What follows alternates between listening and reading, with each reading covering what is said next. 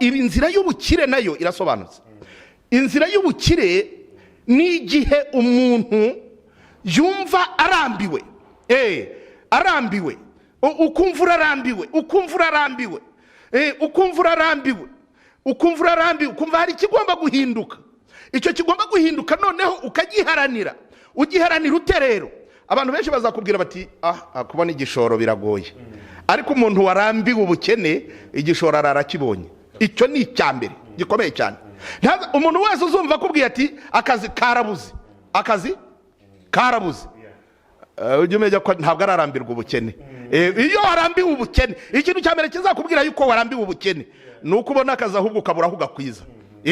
Kimwe mu bintu bizakubwira yuko ubukene waburambiwe kandi ukaburi mu nzira njyabukire, uzabona akazi kenshi imbere yawe, ubona akazi ubibaza uti ndakora kahe ndeka kahe, ukabura icyo ukora ukabura n'icyo ureka. Ariko umuntu uzumva kubwiye ati akazi karabuze, ujye umubwira uti bukomeje abatararambirwa ubukene. Nuba n'umuntu abyuze ari kureba televiziyo, noneho wagenda ukabureba ukamubaza uti ariko se bite, ahubwira ati heze ko nta kazi nadepoje ahantu henshi cyane ariko byaranze. Burya abakishaka kureba iriya televiziyo nyine,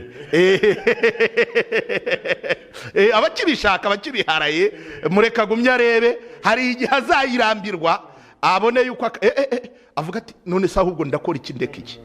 Hano hanze akazi karahari. Nta muntu ndabona kuva mvutse kugeza uyu munsi wa none sindabona umuntu wakoze amandazi ngo abura aho yagurisha. Nta muntu ndabona, kandi urabona ndakuze, sindabona umuntu yikoreye igitebo cy'amandazi agiye kukimena. Ahubwo njya mbona abantu babuze aho bagura amandazi. Kwiga gukora amandazi ni ibintu bitwara iminota 30. Nuko kwereka uburyo bafata umusemburo bakawuvanga n'amagi, bakawuvanga n'ifarini, bagatoba mu mazi, bagashyira hari ipanu, ni igishoro kitarengeje amafaranga 10,000. Uzijya gusaba ugasanga